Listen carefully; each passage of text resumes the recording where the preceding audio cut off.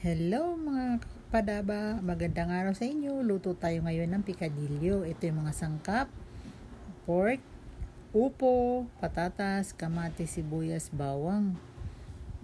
Binabad ko muna yung baboy na hiniwa kong pang menudo cut. Binabad ko lang sa toyo, paminta. Yan, para masarap pag ating iginisa mamaya. Ganda nung ating upo, sariwan-sariwa, bagong pitas. Ang bango-bango niyan. Gisa na tayo. Bawang.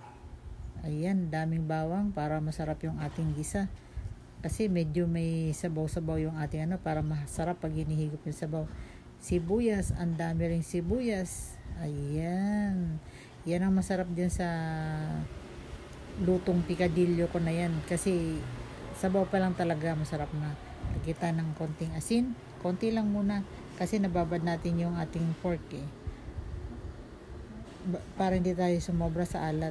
Halo-haloy natin hanggang sa medyo luto-luto na yung ating bawang at sibuyas. Yan, lagyan na natin yung ating binabad na kasim. Ayan, mix para maganda. Sangkot siyang maigi.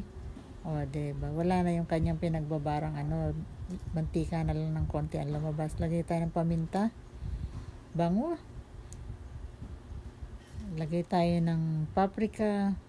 Masarap dyan ang paprika Tsaka pampaganda rin ng kulay. Diba pag magaganda ang kulay ng pagkain, tingin pa lang masarap na. Lagay natin yung kamatis, maraming kamatis. So talagang pikadilyo pagka maraming kamatis, masarap Mura kamatis ngayon kaya damihan natin. Takpan muna natin para maluto siya kasama nung kamatis. Ayan. Maglagay na tayo ng tubig, mainit na tubig na para diretso kulo na.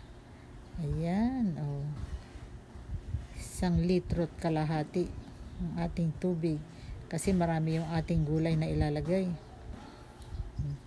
Takpan natin, palambutin natin 30 minutes.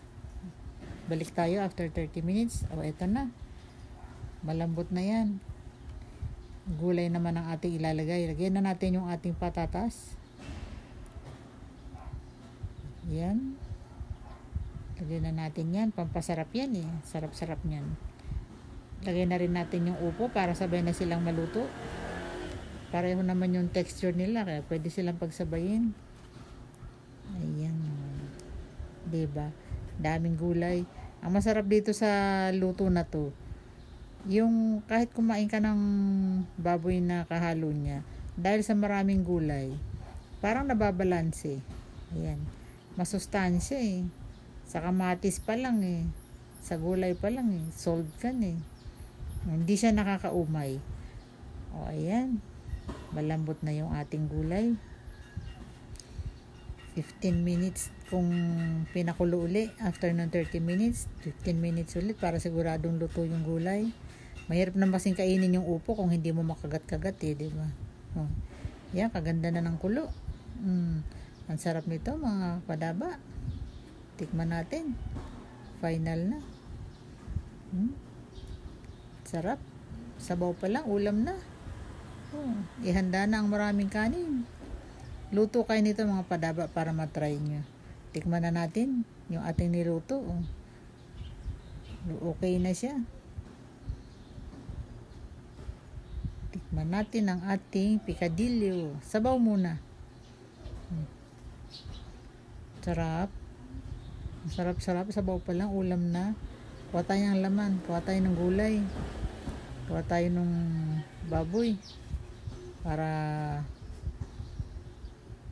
malasahan natin lahat sama-sama. Ayan, unang subo para sa inyo mga padaba. Sarap. Ang sarap-sarap. Sarap. Hindi ka magsasawa dito sa ulam na to Approve. Thank you for watching mga padaba. Subscribe na po. Bye-bye.